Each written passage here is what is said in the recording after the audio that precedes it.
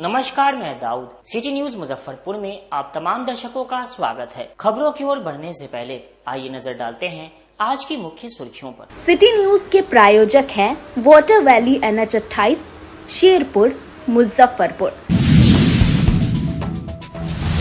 माहे रमजान के अलविदा जुमे को मस्जिदों में नमाजियों ने नमाज अदा कर देश में अमन चैन की दुआ मांगी।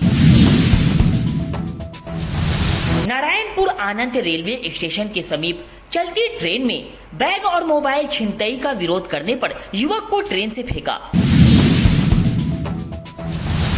और बिहार STF और मुजफ्फरपुर पुलिस ने संयुक्त रूप से SKMCH में छापेमारी कर शातिर अपराधी पंकज ठाकुर को विदेशी पिस्टल के साथ किया गिरफ्तार। तो ये थी आज की मुख्य सुर्खियां। अब खबरें विस्तार से। माहे रमजान के अलविदा जुमे को शहर के सभी मस्जिदों में नमाजियों ने नमाज अदा कर देश में अमन चैन की दुआ मांगी। मुजफ्फरपुर में माहे रमजान की आखिरी जुमा अलविदा की नमाज शुक्रवार को मस्जिदों में हर्षो उल्लास के साथ मुस्लिम समाज के लोगों द्वारा अदा किया गया। नमाज अदा करने के बाद नमाजियों ने हाथ उठाकर देश की खुशहाली सहित अमन चैन की दुआएं मांगी। वहीं सुरक्षा व्यवस्था को लेकर मस्जिदों के आसपास पुलिस का पहरा भी रहा। साथ ही अधिकारी भी मुस्तैद दिखे। शांतिपूर्ण ढंग से मस्जिदों में अलविदा जुमे की नमाज अदा की गई। रमजान के पवित्र माह में शुक्रवार को मुजफ्फरपुर के शहरी से लेकर ग्रामीण क्षेत्रों के मस्जिदों में अलविदा की नमाज अदा की गई। सुबह से ही मुस्लिम समुदाय के लोगों में अपार खुशियों का आलम दिखाई दे रहा था। सुबह से ही युवाओं सहित छोटे छोटे बच्चे नहा धोकर कपड़े पहनकर जुमे की अजान का इंतजार बेसब्री से करते हुए दिखाई दे रहे थे।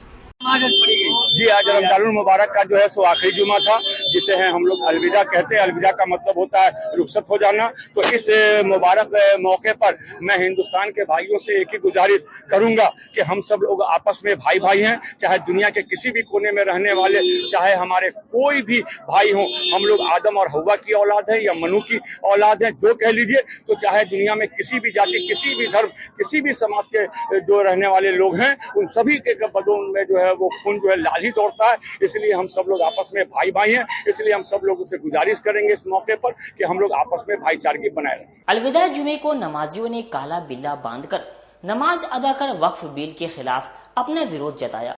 All India Muslim personal law board देश के तमाम मुसलमानों से अपील करता है कि वे अलविदा जुमा के दिन अपने हाथ पर काली पट्टी बांधकर मस्जिद आएं और अपने दुख और आक्रोश का शांतिपूर्ण एवं मौन प्रदर्शन करें।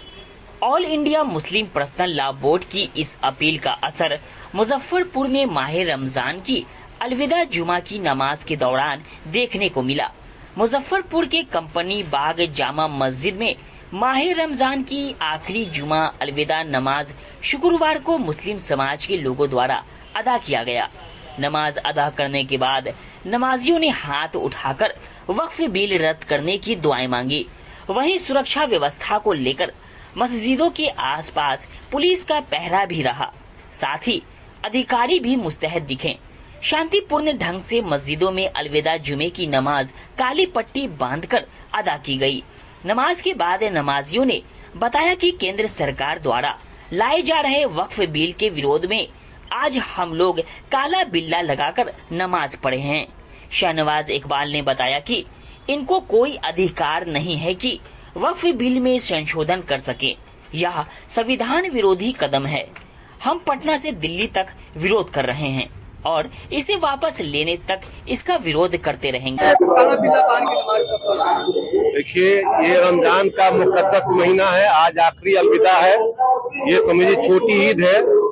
हम लोग काला बिल्ला लगाकर इसलिए नमाज पढ़ने आए हैं कि भारत के जो माननीय प्रधानमंत्री आदरणीय नरेंद्र मोदी जी अच्छा काम तो बहुत कर रहे हैं, लेकिन जो काम नहीं करना चाहिए वो भी काम वो कर रहे हैं। जैसे धार्मिक मामले में उनको हस्तक्षेप नहीं करना चाहिए था। हमारा जो वक्फ बिल है के खिलाफ जो उन्होंने एजेंडा लाया है, जो कानून ला रहे हैं, या उसको पारित कराना चाहते हैं। इससे हम अल्पसंख्यक मुसलमान भाई में काफी आक्रोश है और हम लोग काफी दुखी है। ऐसा उनको बिल नहीं लाना चाहिए था, क्योंकि वक्फ की जो संपत्ति है उसका मालिक सरकार भी नहीं है, मुसलमान भी नहीं, उसका मालिक सिर्फ अल्लाह है, क्योंकि उनके नाम पर ही वक्फ किया जाता है। उस वक्फ संपत्ति में किसी को अधिकार नहीं है छेड़छाड़ करने का, बेचने का, खरीदने का। तो हम आपके माध्यम से आदरणीय नरेंद्र मोदी से गुजारिश करते हैं कि आपने बहुत सा बिल लाया, पारित कराया, कोई दिक्कत नहीं है, लेकिन वक्फ बिल को अगर आप पारित कराइएगा तो शायद आपको आने वाले दिनों में कष्ट झेलना पड़ेगा और मुसलमान इसको बर्दाश्त किसी भी कीमत पे नहीं करेंगे, क्योंकि हम लोगों ने बहुत बर्दाश्त किया, बहुत अच्छा काम नरेंद्र मोदी जी ने किया, उनको बधाई दिया, धन्यवाद दिया। एक तरफ आप मोदी जी का सौगात और ईद मुबारकबाद देते हैं और दूसरे तरफ वक्फ बिल के खिलाफ आप सदन में बिल पेश करते हैं कानून बनाने के लिए। ये कैसा न्याय है आपका, कैसा राष्ट्र है आपका, कैसे प्रधानमंत्री है आप? अच्छे प्रधानमंत्री है तो सबको लेके चलिए ना, हिंदू को, मुसलमान को, सिख को, ईसाई को एक नजर से देखिए। आप अच्छे प्रधानमंत्री हैं मानते हैं, लेकिन आपके जो सलाहकार लोग हैं वो अच्छे लोग नहीं है, जो आपको गलत सलाह देते हैं। आपका एक ही एजेंडा रह गया है कि मुसलमानों को कैसे दबाया जाए, कैसे उसको सताया जाए। हम आपसे आग्रह करते हैं कि प्लीज प्रधानमंत्री नरेंद्र मोदी जी अल्पसंख्यक भी भारत के निवासी हैं और भारत को आजाद कराने में सबसे ज्यादा कुर्बानियां मुसलमानों ने दी है। इसलिए इनकी कुर्बानी को देखते हुए वक्त अमेंडमेंट बिल जो आप पेश कर रहे हैं उसको ना पेश कीजिए, इसको कानून नहीं बनाए, यही आग्रह है। अगर आप जीत पड़े रहिएगा तो हम भी आपसे समझौता करने के लिए तैयार नहीं है, हम भी सड़क पे उतरेंगे। आप मजबूर मत कीजिए, आप अच्छे प्रधानमंत्री है इसका सबूत दीजिए, हम यही चाहते हैं। रियाज अंसारी, समाज सेवी, मुजफ्फरपुर, बिहार। वहीं मोहम्मद चांद ने बताया कि यह हमारा जन्मसिद्ध अधिकार है और हम इसे वापस लेकर रहेंगे। आज पूरे देश में जितने भी मुसलमान लोग हैं सब लोग आज काला बिल्ला लगा के विरोध प्रदर्शन कर रहे हैं, शांति विरोध प्रदर्शन। सरकार ने जो बिल ये लाया है ये अंधा कानून लाया है।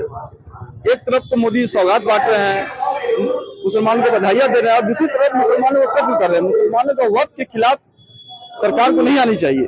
हम लोग नरेंद्र मोदी की तारीफ करने के लिए अच्छे प्रधानमंत्री हैं और मुसलमान का हक छीना जा रहा है। ये हक के लिए हम लोग शांति मार्ग से, प्यार से जुलूस निकालेंगे, शांति मार्ग, ताकि चुनाव होने को इसका बिल्कुल पड़ेगा। जिधर अल्पसंख्यक है उधर ही देश की सरकार है।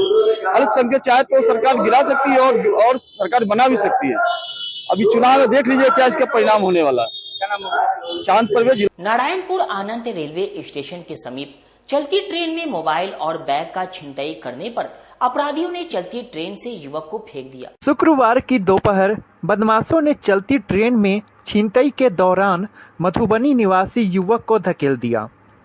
इससे वह गंभीर रूप से घायल हो गया है, जिसके बाद जख्मी हालत में युवक खून से लथपथ नारायणपुर गुमती के समीप गिरे होने की सूचना पर पहुंची 112 की टीम ने युवक को सदर अस्पताल में भर्ती कराया। जख्मी युवक को पीठ, पैर, हाथ समेत सिर में काफ़ी गंभीर चोट आई है। उसका इलाज सदर अस्पताल में चल रहा है। जानकारी के अनुसार युवक की पहचान मधुबनी के लखनपुर थाना क्षेत्र के सोनारपट्टी गांव निवासी विशुदेव महतो के 22 वर्षीय पुत्र ओम प्रकाश के रूप में हुई है। घायल ओम प्रकाश के रिश्तेदार पवन ने बताया कि आज सुबह झंझारपुर से ओम प्रकाश ट्रेन में सवार हुआ। वह पटना में रहकर प्रतियोगिता परीक्षा की तैयारी करता है। ट्रेन जब मुजफ्फरपुर पहुंची तो 4-5 बदमाशों ने ओम प्रकाश का बैग और मोबाइल छीन लिया। छिनतई का विरोध करने पर ओम प्रकाश को चलती ट्रेन से नीचे धकेल दिया, जिससे वह घायल हो गया। 112 के दौरान सूचना मिलने पर वह सदर अस्पताल पहुंचे, जहां उसका इलाज चल रहा है। पढ़ाई करते हैं, तैयारी करते हैं जनरल कंपटीशन में। झंझारपुर से, मधुबनी जिला है झंझारपुर। महिला क्या हुआ ट्रेन में? कौन क्या हुआ? महिला क्या हुआ? उसका नाम क्या है? क्या घायल हुआ उसका नाम क्या है? ओम प्रकाश। आपका? पवन। आपसे कौन हुआ? हम रिश्तेदार हैं। जानकारी कैसे मिला कि घायल हो गया? घर से मिला जानकारी, हमको घर से मिला, फोन आया जी। अभी तो पुलिस लाके भर्ती कराई जी, पुलिस लाए थे। क्या हुआ था कि भर्ती कराना? ये सर फट गया है। सर फट गया ट्रेन से गिरा? जी। गिरे या कोई गिरा दिया? गिरा दिया कोई। कौन? ये तो जानकारी नहीं। सामान भी लगाया है। जी सामान भी गया है। क्या था सामान? बैग था, किताब, कपड़ा हुआ। जी। क्या नाम है उनका? ओम प्रकाश।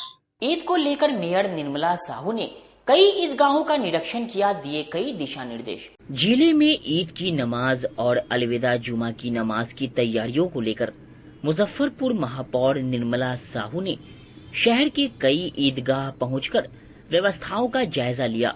महापौर ने व्यवस्थाओं को दुरुस्त रखने के लिए कर्मचारियों को समय से पूरा करने के लिए दिशा निर्देश दिया। मेयर ने कहा कि जिन मस्जिदों में ईद की नमाज अदा की जाएगी उनके आसपास विशेष अभियान चलाकर साफ कराई जा रही है। ईद की नमाज से पूर्व साफ सफाई, ब्लीचिंग का छिड़काव, स्ट्रीट लाइट आदि की व्यवस्था दुरुस्त की जा रही है ताकि नमाजियों को किसी प्रकार की कोई परेशानी न हो। का निरीक्षण कर रहे हैं, क्या कुछ दिशा निर्देश दिए? आज हम लोग शहर में जो विभिन्न स्थल है जहाँ पर मस्जिद जो ईद की नमाज ये सब अदा की जाती है, और हम लोग के शहर में भी स्वच्छता सर्वेक्षण भी चल रहा है, उसको भी लेकर के हम लोग शहर में विभिन्न जगह का हम लोग भ्रमण कर रहे हैं। अभी मतलब ये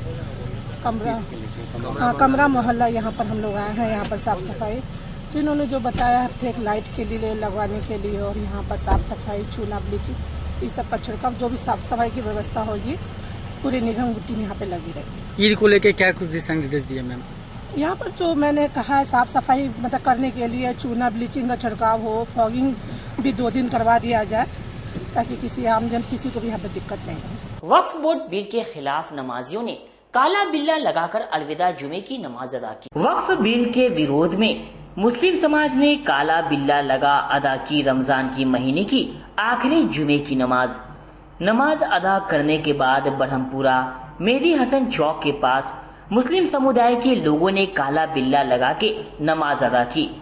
नमाज अदा करने के बाद मीडिया से मुखातिब होते हुए बताया कि वक्फ बिल लाया जा रहा है जिससे अल्पसंख्यक समुदाय सहित बहुसंख्यक भी वैसे लोग परेशान हैं जो संविधान में विश्वास रखते हैं।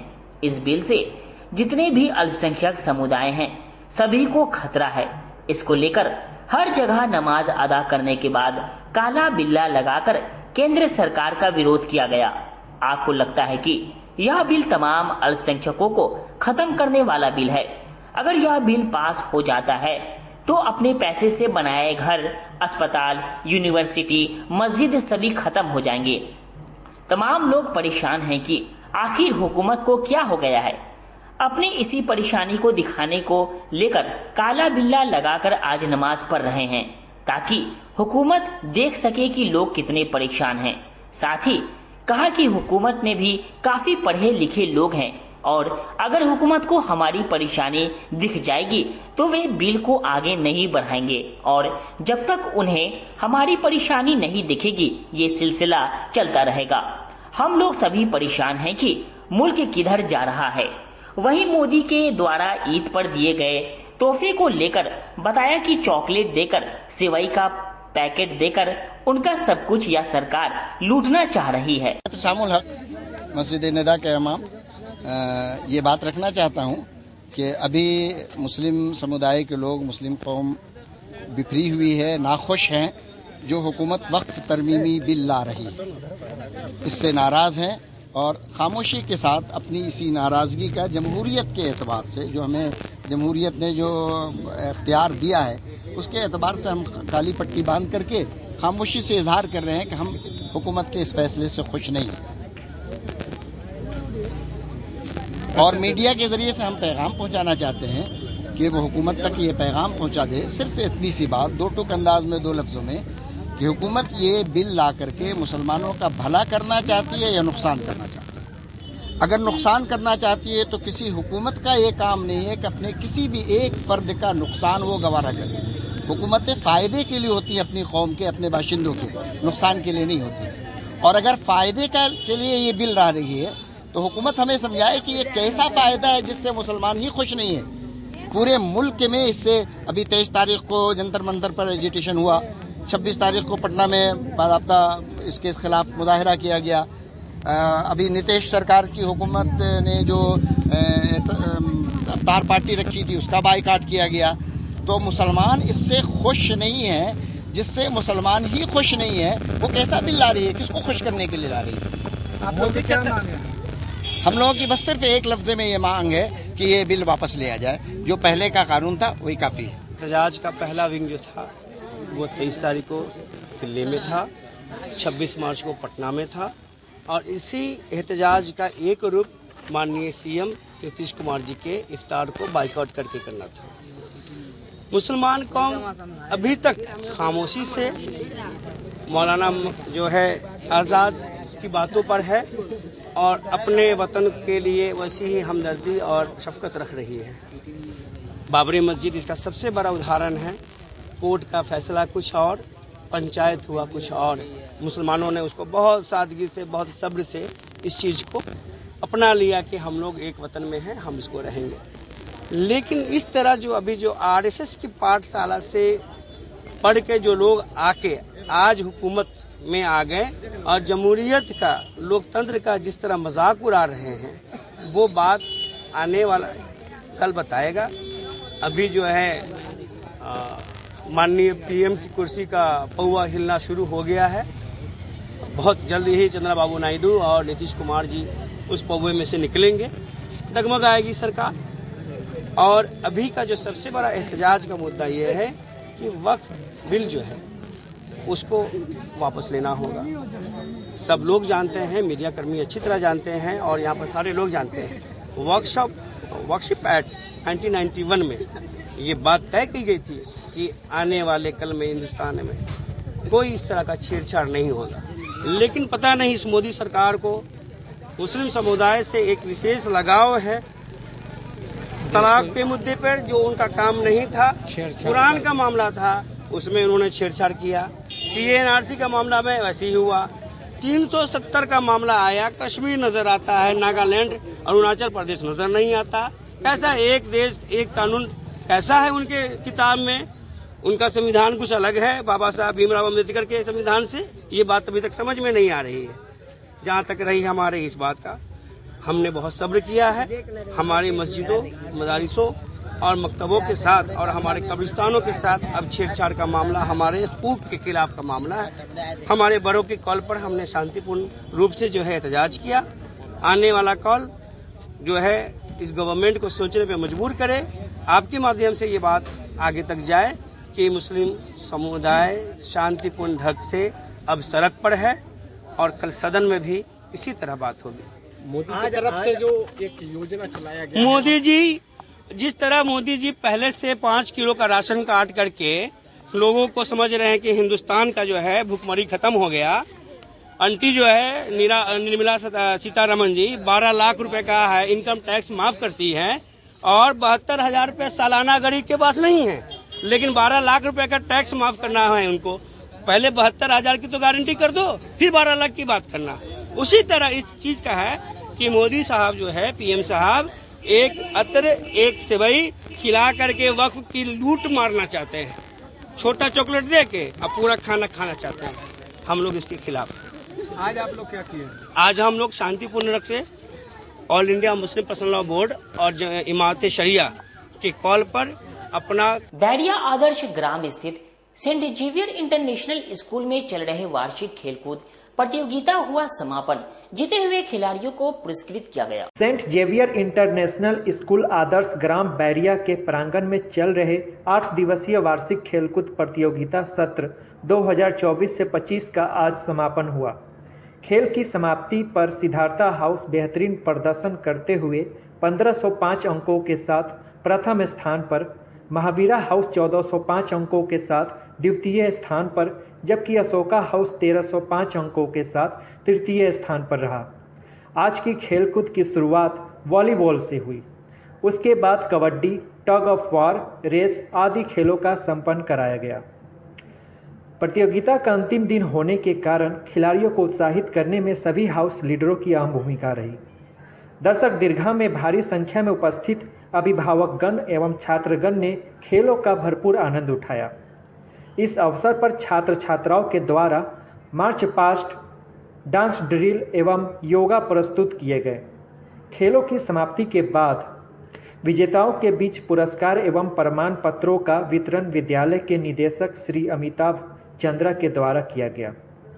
विद्यालय के सह निदेशक श्री अमोद कुमार दत्ता ने सभी खिलाड़ियों के शानदार प्रदर्शन एवं उनके हाउस लीडरों की बेहतरीन भूमिका को देखकर उनकी सहृदय प्रशंसा की।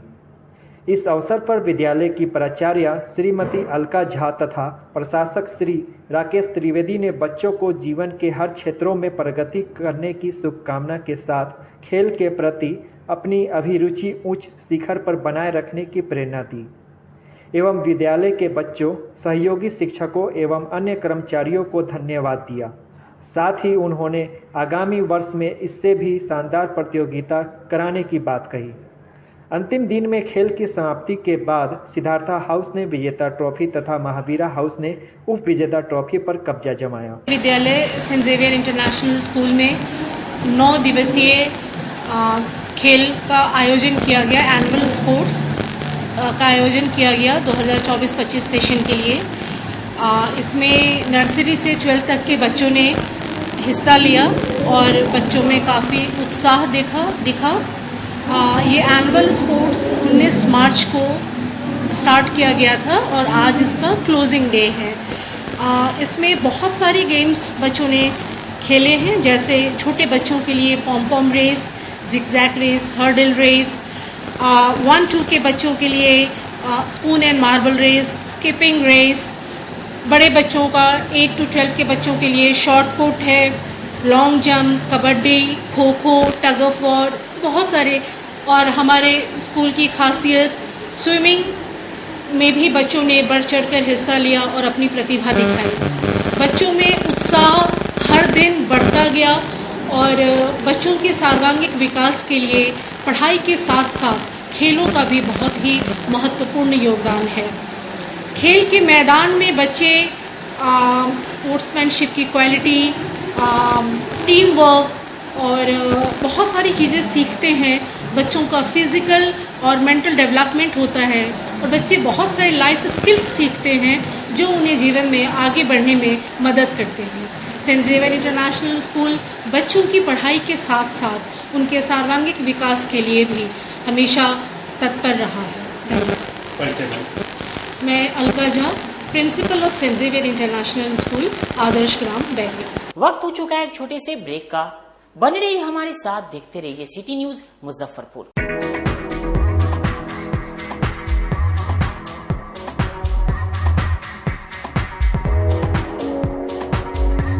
गर्मी में अपने पूरे परिवार के साथ मस्ती करना चाहते हैं तो चले आइए वाटर वैली में, जो कि कच्ची पक्की चौक से 2 किलोमीटर दूर शेखपुर NH के समीप स्थित है।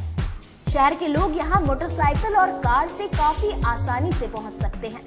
यहाँ आप अपने परिवार के साथ फुल मस्ती कर सकते हैं। वेव पूल, रेन डांस के साथ भव्य वाटरफॉल बनाया गया है। छोटे बच्चों के लिए कई प्रकार के स्लाइड्स बनाए गए हैं, जहाँ बच्चे अपनी मस्ती में डूब जाएंगे। इसके अलावा खाने पीने के लिए बेहतरीन सुविधाएं उपलब्ध है, जहाँ पूरे परिवार के साथ व्यंजनों का लुत्फ उठा सकते हैं। तो देर मत कीजिए, गर्मी में मस्ती उठाने के लिए वाटर वैली तुरंत पहुँचे। हमारा पता है water valley NH 28, Sherpur, Muzaffarpur. हमारा कॉन्टैक्ट नंबर है 6202584955। चाहे आपका पर्सनल स्पेस हो या corporate office, Marbonite full body vitrified tiles हर कोने को अपनी खूबसूरती से सजाता है। इस पर पड़ने वाले हर कदम को मिलती है एक ताकत जो देती है आगे बढ़ने का विश्वास। जॉनसन टाइल्स का उत्तर बिहार का सबसे बड़ा शोरूम साई कृपा ट्रेडर्स द्वारा जल्द मुजफ्फरपुर जिले के सकरी सरैया डुमरी रोड में खुलने जा रही है। जल्द आ रहा है आपके शहर में। जल्द ही उद्घाटन की तारीख की घोषणा होगी। मार्बोनाइट विट्रीफाइड टाइल्स बाय जॉनसन। हम पढ़ाई के साथ साथ बच्चों में विश्वास जगाते हैं। Christ Jyoti international school based on CBSE curriculum with coeducation. Nursery से +2 के छात्रों के लिए प्रत्येक विषयों के लिए अनुभवी शिक्षकों का समूह है। 5 एकड़ में फैला यह स्कूल बच्चों के बेहतर भविष्य बनाने में सक्षम है। अत्याधुनिक साइंस और कंप्यूटर लैब के साथ स्कूल को बेस्ट डिसिप्लिन का अवार्ड भी मिल चुका है। पढ़ाई के साथ छात्रों की शारीरिक क्षमता बढ़ाने के लिए विभिन्न खेलों का विशेष प्रशिक्षण भी दिया जाता है। नर्सरी से +2 तक के लिए नामांकन प्रारंभ है। हमारा पता है Christ Jyoti international school, Dharmoday Sthali, Madhopur, Rusta, Muzaffarpur. Contact us on 947122107352664757। मैं प्रिंसिपल क्राइस्ट ज्योति कृतिका मृणाल ने अपने बच्चों के बारे में, अपने स्कूल के भविष्य के बारे में बेहतर निगरानी रखती हूँ। मेरे स्कूल में क्वालिटी बेस्ड एजुकेशन होता है। हमारे स्कूल को हाल ही में बेस्ट डिसिप्लिन अवार्ड से नवाजा गया है। हमारे शिक्षक ट्रेंड हैं, अनुभवी हैं और हम अपने बच्चों को पारिवारिक माहौल में पढ़ाते हैं। अपने सपनों की आशा को दे एक नई पहचान माँ भवानी डेकोर प्राइवेट लिमिटेड के साथ, जो है ऑथराइज्ड डिस्ट्रीब्यूटर ऑफ कजारिया। देश की मिट्टी से बनी टाइल से देश को बनाते हैं। और जहां मिलती है सभी प्रकार के Indian and imported granite, marble, sanitary एवं कोटा स्टोन का अनोखा एवं आकर्षक संग्रह। माँ भवानी डेकोर प्राइवेट लिमिटेड मतलब a complete floor solutions. New 0 mile Dadar road, Muzaffarpur. Call 9934753111। आजकल की बिजी जिंदगी में स्टाइल तो है, पर कंफर्ट का क्या? आपके इसी स्टाइल और कंफर्ट को बेहतर बनाने के लिए नीलकमल लेकर आए हैं first exclusive factory outlet showroom in Mithanpura, Muzaffarpur, जहां home furniture, office furniture, mattress and wedding special पे up to 50% off with EMI facility. Style भी, कंफर्ट भी। उत्तर बिहार का पहला नीलकमल का एक्सक्लूसिव शोरूम आपका स्वागत करता है। एक बार सेवा करो। ब्रेक के बाद एक बार फिर से आप तमाम दर्शकों का स्वागत है। आइए रुक करते हैं आगे की खबरों की ओर। मुजफ्फरपुर पुलिस और बिहार STF की संयुक्त कार्रवाई में SKMCH से विदेशी पिस्टल के साथ शातिर अपराधी पंकज ठाकुर को गिरफ्तार किया गया है। मुजफ्फरपुर पुलिस और बिहार STF की संयुक्त कार्रवाई में SKMCH परिसर से विदेशी पिस्टल और गोली के साथ शातिर अपराधी पंकज ठाकुर को गिरफ्तार किया गया है। गिरफ्तार पंकज कुमार उर्फ पंकज ठाकुर कर्जा थाना के रेपुरा का रहने वाला है। वह अपने ग्रामीण राधे कुमार के शव का पोस्टमार्टम कराने SKMCH आया था। पुलिस के अनुसार वह जमीन पर कब्जा करने वाले गिरोह से जुड़ा हुआ था। उसके पास से बरामद पिस्टल, जिस पर मेड इन इटली लिखा हुआ है, उसका इस्तेमाल जमीन पर कब्जा करने में करता था। STF की टीम ने पंकज ठाकुर से पूछताछ करने के बाद उसको मेडिकल OP पुलिस को सौंप दिया है। मामले को लेकर DSP 2 टाउन विनीता सिन्हा ने बताया कि SKMCH परिसर में एक आपराधिक मामले में फरार पंकज ठाकुर को देखा गया। वह पोस्टमार्टम हाउस के समीप हथियार का प्रदर्शन कर रहा था। इसी बीच बिहार STF की टीम पहुंच गई।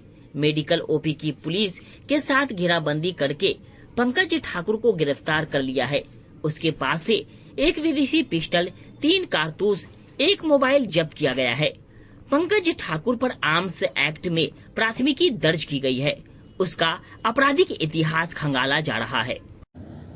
कल दिनांक 27/3/2025 को बिहार STF की विशेष टीम और मुजफ्फरपुर जिला बल पुलिस के साथ संयुक्त कार्रवाई करते हुए जो SKMCH थाना परिसर है, उसके पास एक व्यक्ति के पास अवैध आग्नेयास्त्र होने की सूचना प्राप्त हुई थी। सूचना प्राप्त होते ही दोनों टीम्स के तरफ से संयुक्त कार्रवाई करते हुए एक व्यक्ति जिनका नाम पंकज कुमार उर्फ पंकज ठाकुर, पेशर अरुण कुमार ठाकुर, साकिम रेपुरा, थाना करजा, जिला मुजफ्फरपुर, उन्हें अवैध आग्नेयास्त्र के साथ जो पोस्टमार्टम हाउस है SKMCH कैंपस में, उनके पास से गिरफ्तार किया गया है। उनके पास से एक 7.65 mm पिस्टल, 3 जिंदा कारतूस और 1 मोबाइल फोन जब्त किया गया है। कोई आपराधिक इतिहास? इनका पूर्व में करजा थाना में आपराधिक इतिहास है। केस नंबर 19/13, जिसमें आर्म्स एक्ट और 302 के तहत इन पर चार्जशीट किया गया है। क्या मामला था? किस मामले को लेकर फरार चल रहे थे?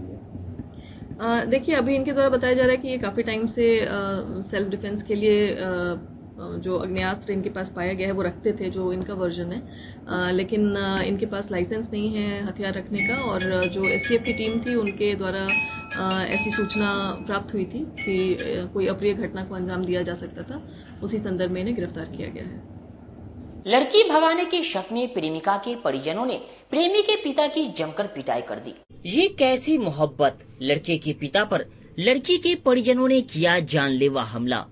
मामला मुजफ्फरपुर शहर के नगर थाना क्षेत्र का है, जहां एक व्यक्ति की बुरी तरह पिटाई कर दी गई। दरअसल मिठनपुरा थाना के रामबाग मोहल्ले का एक लड़का और नगर थाना क्षेत्र की लड़की दोनों एक ही विद्यालय में पढ़ाई करते हैं। दोनों के बीच प्रेम प्रसंग की बात परिजनों की जानकारी में है। शुक्रवार को दोपहर तक जब लड़का अपने घर नहीं पहुंचा, तब लड़का का पिता लड़की के घर अपने बेटे को ढूंढने गया। लड़की के परिजनों से जब लड़के के बारे में पूछा गया, तब तक लड़की भी अपने घर नहीं लौटी थी। इधर लड़की के परिजनों को यह आशंका हो गई कि लड़का और लड़की दोनों शायद भाग गए हैं। लड़की के परिजनों ने बुरी तरह लड़के के पिता की पिटाई कर दी। बुरी तरह पिटाई के दौरान ही लड़की घर आई और उसने बताया कि स्कूल में देर हो गई थी। लड़की के घर वापस लौटने के बाद लड़के के पिता को छोड़ा गया, जो मुजफ्फरपुर सदर अस्पताल में अपना इलाज करवा रहे हैं। क्या हुआ आपके साथ, क्या परेशानी? क्या हुआ, जैसे बचवा का हम खोजने गए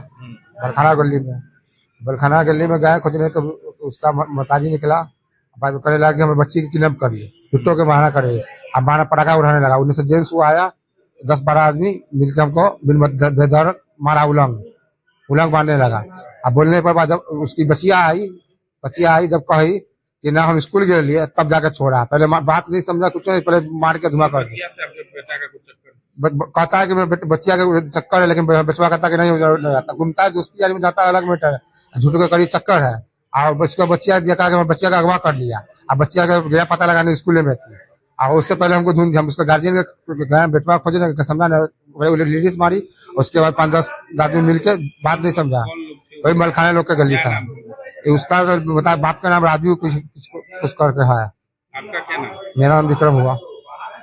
नगर थाना क्षेत्र के नारायण शाह कॉलोनी से चोरों ने व्यवसायी की बाइक उड़ाई। नगर थाना क्षेत्र के नारायण शाह कॉलोनी से अज्ञात चोरों ने एक व्यवसायी की ग्लैमर बाइक उड़ा दी। पूरे मामले को लेकर वाहन मालिक ने नगर थाना क्षेत्र में आवेदन सौंपा है। आवेदन के माध्यम से रोहित कुमार ने बताया कि वो लकडिहाई के निवासी है। उनकी नारायण शाह कॉलोनी में किराना की दुकान है। शाम के लगभग 6 बजे उन्होंने दुकान के बाहर ग्लैमर बाइक खड़ी की थी, जो चोरी हो गई है। गाड़ी का नंबर BR06BL1255 है, जो उन्होंने 2018 में अपनी मां सरोज देवी के नाम पर खरीदी थी। दुकान के पास से चोरी हो गई है। हम लकीराय के रहने वाले हैं। मेरा दुकान हुआ नारायण शाह कॉलोनी, इमामगंज, नारायण चौक। और कल शाम 6:25 या 30 मिनट में चोरी हुई है गाड़ी। हम चाहते हैं कि मेरा गाड़ी जल्द से जल्द रिकवर किया जाए। हमको काम खर्चा समय बहुत दिक्कत हो रही है। कैसे पता चला ये गाड़ी चोरी है? तो मेरी मम्मी आई ना घर से, तो बोली कि तुम्हारा गाड़ी कहाँ है। तो हम गाड़ी बोले कि हम कहीं गाड़ी लगाए हुए बगल में, अपना दुकान के पे बैठे हुए अंदर में। तो बोले दुकान गाड़ी बाहर लगाए हुए हैं। तो देखे तो खोजे आए, बाहर देखे तो कर जा गाड़ी ने चाबी में दुकान में जेबे में, गाड़ी मेरी गायब है। गाड़ी क्या लगता है कौन लोग ले गया? ये तो हम नहीं बता सकते कौन लोग ले गया, इस पर जानकारी नहीं हमको। कोई शक किया है? नहीं, ऐसा कुछ नहीं है। गाड़ी किधर लेके भागा है कुछ पता है? गाड़ी साइड गया है। कौन से रोड में? गाड़ी है नई बाजार के रूट में। नई बाजार जी। कब खरीदे थे गाड़ी? 2018 में, 22 जनवरी 2018 में। कौन सी गाड़ी थी? ग्लैमर। क्या करते हैं आप? हम किराना शॉप है। कहाँ पे दुकान? ये नारायण शाह कॉलोनी में। थाना क्षेत्र कौन सा? नगर थाना।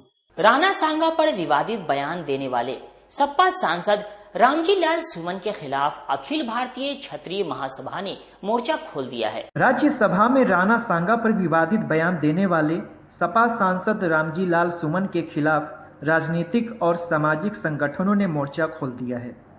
मुजफ्फरपुर में अखिल भारतीय क्षत्रिय महासभा द्वारा एक सामान्य सम्मेलन का आयोजन किया गया, जिसमें जिला अध्यक्ष राकेश कुमार सिंह ने कहा कि सपा सांसद रामजी लाल सुमन को इतिहास पढ़ना चाहिए। राणा सांगा को गद्दार बताने वाले सांसद का बयान आपत्तिजनक और घोर निंदनीय है। उनके आपत्तिजनक टिप्पणी से हिंदू समाज में रोष व्याप्त है। सभा के प्रदेश महामंत्री अभय कुमार सिंह ने कहा कि वीर शिरोमणि राणा सांगा का अपमान सपा सांसद की संकीर्ण मानसिकता को दर्शाता है। महाराणा सांगा स्वाभिमानी व्यक्तित्व थे।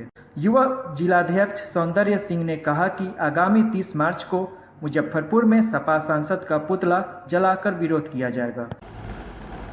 रामजी सुमन द्वारा जो दुर्भाग्यपूर्ण बयान दिया गया, उसके विरोध में रविवार को हम लोग रामजी सुमन और अखिलेश यादव का पुतला दहन कल्याणी चौक पर करेंगे।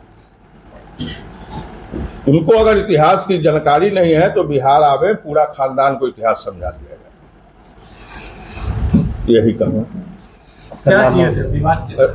राकेश कुमार सिंह उर्फ पप्पू सिंह, जिला अध्यक्ष, अखिल भारतीय क्षत्रिय महासभा मुजफ्फरपुर। आखिर क्षत्रिय महासभा क्यों उन पर गुस्सा है, क्या कारण है? इतिहास में गलत बयानी करने का, इतिहास की उनको जानकारी नहीं है, तो हम लोग इतिहास पढ़ाने का काम करेंगे। वो आवे, महापुरुष पर टिप्पणी करना इतना समझ में नहीं आता है, सांसद हो गए तो आए, उनको समझा देंगे। बिहार में हम लोग पूरा इतिहास पढ़ा देंगे, पूरे खानदान को पढ़ा देंगे। वहाँ के जो सांसद है जिन्होंने देश के सबसे बड़े पंचायत में हम लोग के महापुरुष महानायक राणा संगा जी के खिलाफ जो बहुत टिप्पणी किया, उन्होंने बताया कि वो गद्दार थे। इब्राहिम लोदी को उन्होंने इनवाइट किया था भारत में, लेकिन मैं आप लोग को ये बताना चाहता हूँ, जो पंजाब के गवर्नर थे जिनका नाम दौलत खान था, ठीक ना, उन्होंने बाबर को इब्राहिम लोदी के विरुद्ध आमंत्रित किया था युद्ध में जीत हासिल करने के लिए, न कि हम लोग के राणा संगा ने उनको आमंत्रित किया था। इतिहास को सबसे पहले वो अच्छे से जान ले। और जहाँ तक बात है कि हम लोग के क्षत्रिय समाज से वो आते हैं, तो वो सिर्फ क्षत्रिय समाज के नहीं, वो पूरे समाज के लिए उन्होंने वो युद्ध किया था। और 100 युद्ध उन्होंने किया था। 100 युद्ध में से उन्होंने 99 युद्ध पे उनका जीत हुआ। किसी युद्ध में उनका हाथ कटा, किसी युद्ध में उनका पैर कटा, किसी युद्ध में उनका आग भी गया, उसके बाद भी वो सारा युद्ध को जीतते चले गए। और वैसे महापुरुष पे अगर कोई भी ऐसा टिप्पा टिप्पणी करता है तो उसको अखिल भारतीय क्षत्रिय महासभा कहीं से भी बर्दाश्त करने आना करेगा। उनका तन पे 80 घाव लगने के बाद भी और हमारे समाज के देश की रक्षा के हित में, उन्होंने एक क्षत्रिय नेता भी नहीं थे, वो सर्वधर्म की रक्षा करने के लिए, भारत की रक्षा करने के लिए 80 टन घाव पर लगने के बाद भी वो आदमी युद्ध करता रहा। हमारे अखिलेश यादव जी से हम यही मांग करेंगे कि 2 कौड़ी के जो सांसद हैं, उन्होंने जो बदजुबानी किया उसके लिए स्वयं वो माफी मांगे। और उन्होंने जात तोड़ने की राजनीतिक शुरू कर दिए हैं। धर्म संगत बात नहीं, क्योंकि वो खुद पढ़े लिखे नहीं है। जो धर्म की बात करता होगा, जो देश की बात करता होगा, वो हमारे पूर्वजों, हमारे महान सेनानियों का अपमान नहीं करेगा। वो अभी स्टेटमेंट देते हैं कि गोबर के लोग हम परफ्यूम बना रहे हैं। गोबर जब गौ माता की जो सेवा नहीं कर सकता, वो देश के प्रति क्या उनकी भावना है, जिसको भी आप लोग जान रहे हैं। और अखिल भारतीय क्षत्रिय महासभा यह प्रण कर चुका है कि अपने योद्धाओं के, अपने महान नेताओं का अपमान बर्दाश्त नहीं किया जाएगा। अब मुजफ्फरपुर से ही युवा साथी हमारे सौंदर्य सिंह जी, हमारे जिलाध्यक्ष राकेश कुमार पप्पू सिंह जी, प्रदेश के बैठे हुए बंटी सिंह जी, अभय जी, ये सभी लोग टोटल धर्म के लोग, हम सारे समाज से यह आग्रह करेंगे कि वह सभी लोग मिलजुल कर, हमारे स्वतंत्रता सेनानी हो, हमारे महान योद्धा हो, हमारे सनातन धर्म के हो, सारे लोगों का अपमान अब बर्दाश्त नहीं होगा। हम लोग सड़क पर उतरेंगे और पूरी जोर तोड़ ताकत से, जब तक कोई इस्तीफा नहीं दे, अखिलेश यादव माफी नहीं मांगेंगे। हम लोग सड़क पर उतर के अपनी जो शक्ति प्रदर्शन है वो शुरू अब करने जा रहे हैं। संडे को हम लोग इसका रोष प्रदर्शन करेंगे और मुजफ्फरपुर से यह आगाज बिहार में पहला, मुजफ्फरपुर में यह पहला आगाज बिहार का शुरू होने जा रहा है। खबरों का सिलसिला यहीं होता है समाप्त। अब मुझे और मेरी पूरी न्यूज टीम को दीजिए इजाजत। कल फिर मिलेंगे आपसे शहर की तमाम खबरों के साथ। नमस्कार।